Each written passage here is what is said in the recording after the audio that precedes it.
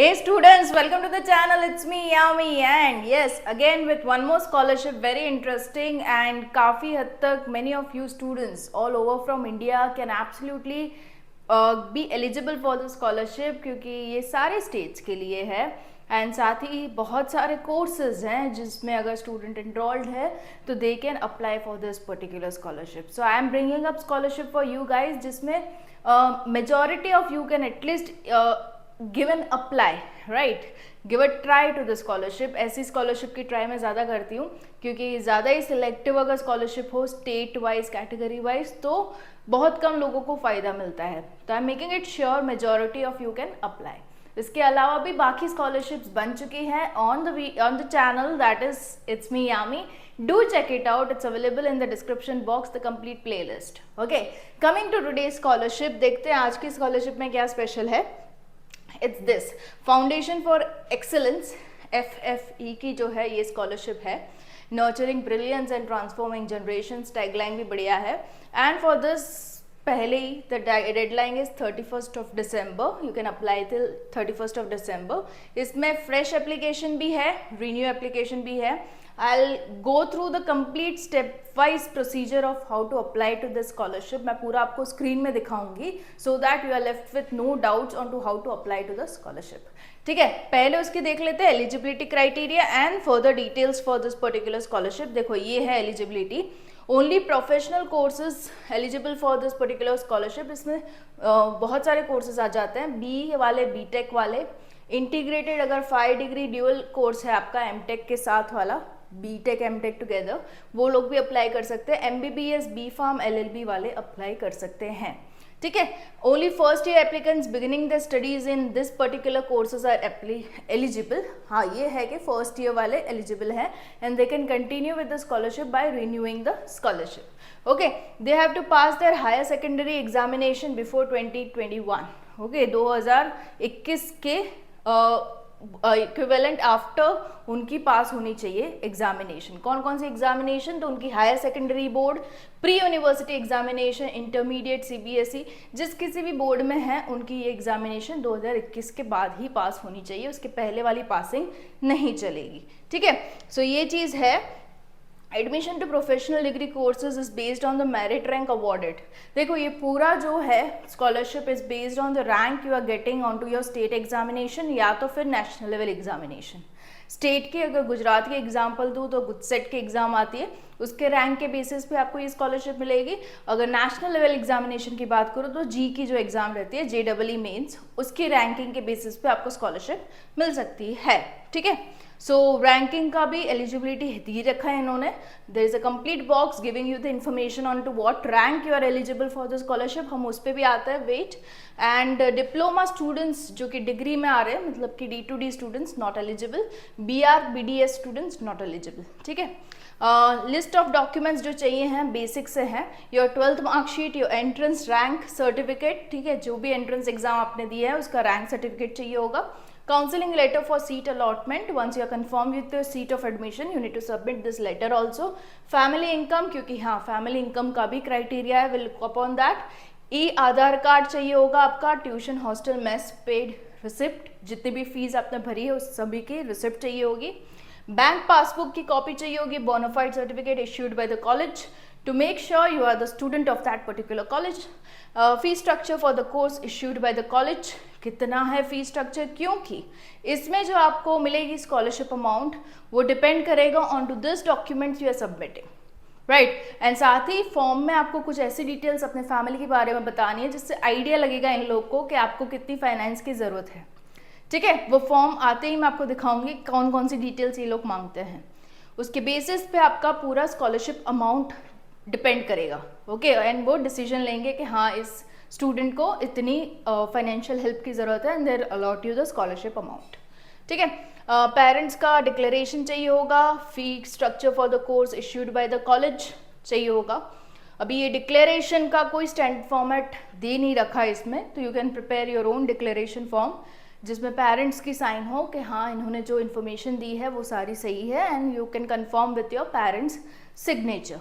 ठीक है, ये अप्लाई नाउ पे अभी हम जाते हैं. उससे पहले ये बता दूं, देखो स्कोर एंड फाइनेंशियल एलिजिबिलिटी यहाँ पे है.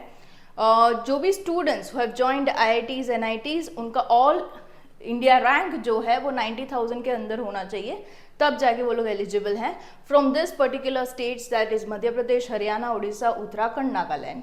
ठीक है, where admission is based on JEE mains rank, overall ranking, all India rank. ठीक है, उसके बाद जी एडवांस वालों की जो कैटेगरी है उसमें 20,000 के अंदर रैंक होना जरूरी है for general category.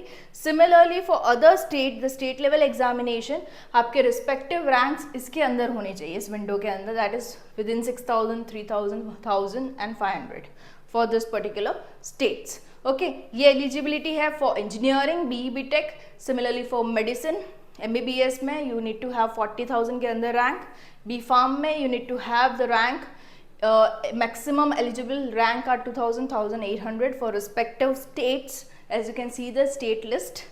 5-year integrated course अगर आपने लिया है वो LLB का भी हो सकता है। Okay, BA LLB, BCom LLB, BBM LLB, BLS LLB, कोई भी कोर्स हो उसका रैंकिंग इसके अंदर होना ज़रूरी है। एंड द फाइनेंशियल एलिजिबिलिटी, मतलब कि आपके family income should be less than 3 lakhs। Okay, ये एलिजिबिलिटी है, अगर आप सेटिस्फाई कर रहे हो बिल्कुल ही you can go with the application. And दूसरे जो इनकम के सर्टिफिकेट आपको प्रोवाइड करना ज़रूरी रहेगा to make sure they find it कि हाँ आपकी इनकम 3 लाख से कम है। एग्रीकल्चर लैंड्स हैं आपकी, income certificate from a recognised competent authority should be submitted. Details of the nature and size of the land holding, crops grown, जो भी आपकी खेती वहाँ पे हो रही है उन सभी की डिटेल्स आपको प्रोवाइड करनी रहेगी। And you can go with the apply now button. ठीक है, इतनी सी डिटेल है for this particular scholarship. It's wonderful and they genuinely provide you quite a good amount for the scholarship, जिसकी वजह से आपका फाइनेंशियली सपोर्ट हो जाए आपका education and you can lead to a wonderful education and career life ahead. Okay, so हम अभी जाते हैं स्क्रीन पे, where in I will be explaining you the step wise procedure. Apply now पे click करते हुए क्या आता है एंड पूरी डिटेल्स मैं आपको बताती हूँ, फिर हम वापस यहाँ आते हैं। ओके, हाँ, जैसे कि मैंने आपको बताया ये रहेगा आपका पोर्टल, जहाँ पे पहले आपको डालना पड़ेगा अपना full name, mobile number, email ID. जैसे ही आप अपना फ्रेश एप्लीकेशन स्टार्ट करते हो तो you need to have your basic details entered. Okay, जैसे अप्लाई पे आप क्लिक करोगे आपको पूछा जाएगा आपका ईमेल आईडी, आपका mobile number, have you registered before, नहीं तो फिर ये डिटेल्स आपको चाहिए होगी। And no, I will create a fresh application, जो दूसरा टैब है उस पर आपको क्लिक करना रहेगा if you applying fresh after entering your email ID and mobile number. ठीक है, या फ्रेश एप्लीकेशन में directly no I will create fresh पे डाल दो। And then you need to give your basic details, that is first name, last name, gender, email, WhatsApp number, mobile number, Aadhaar number, date of birth format दे रखा है, किस format में, month, date और year. Okay, उस format में ही आपको डेट ऑफ बर्थ को डालना है। फिर आप हॉस्टल में रह रहे हो या आपका घर है उसी में रह रहे हो, अकोमोडेशन टाइप आपको डालनी है। Then scholarship, how did you come to know about the scholarship, तो बहुत सारे ऑप्शंस दिए हैं, any of the relevant option आप सेलेक्ट कर सकते हो। एंड देन स्टूडेंट्स एड्रेस पूछा गया है, जिसमें house number, street number, locality, permanent pin code, permanent state and city, सभी कुछ आपको मेंशन करना रहेगा। ठीक है, into perfect manner. And then coming is the family information, यहाँ पे आ जाएगी आपकी मम्मी पापा की इन्फॉर्मेशन, नाम, एज, एजुकेशन, ऑक्यूपेशन, क्या काम करते हैं दैट इज़ ऑक्यूपेशन, उनके phone numbers, make sure your mobile number and parents mobile number are different. ठीक है, सेम ही मत डाल देना बिकॉज डिफरेंट ही मांगेंगे, फॉर्म में एक्सेप्ट नहीं होगा। Then coming, how many members are there in your family, dependent members कितने, इन केस योर दादा दादी staying with you, any other member staying with you, उसमें से अर्निंग मेंबर्स कितने हैं वो मेंशन करना है, एंड फिर टोटल मेंबर्स।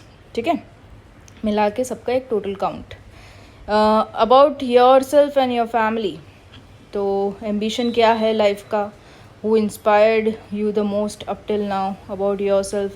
see, ये सारी जो टैब्स है it gives your पर्सनालिटी का नॉलेज। ओके, आप कैसे इंसान हो, आप क्या करना चाहते हो, ये सारे डिस्क्रिप्शन बॉक्स इसलिए दे रखे हैं उन्होंने ताकि वो लोग आपको ज़्यादा पहचान सके।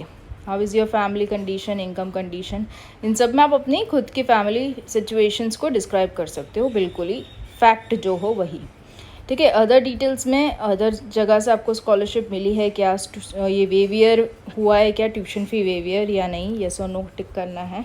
देन सेल्फ आइडेंटिटी डिसेबिलिटी है या नहीं, येस और नो, वो टिक करना रहेगा आपको। ठीक है। ये हो जाने के बाद आपकी आ जाएगी लॉगिन इन्फॉर्मेशन। अभी उसमें गूगल का अकाउंट है या नहीं आपका, फेसबुक का है या नहीं, लिंक्डइन का है या नहीं, and are you member of LinkedIn का, इनका जो अकाउंट है FFF वाला, उसमें हो या नहीं, वो लोग पूछ रहे हैं। इनकेस नहीं हो तो फॉलो करते हुए येस कर देना। Then you need to give your academic record detail starting with your 10th your 12th। Okay, अभी फ़िलहाल कौन से कोर्स में एनरोल्ड हो आप, you are studying in to which year आपको मेंशन करना रहेगा, your branch, your college name.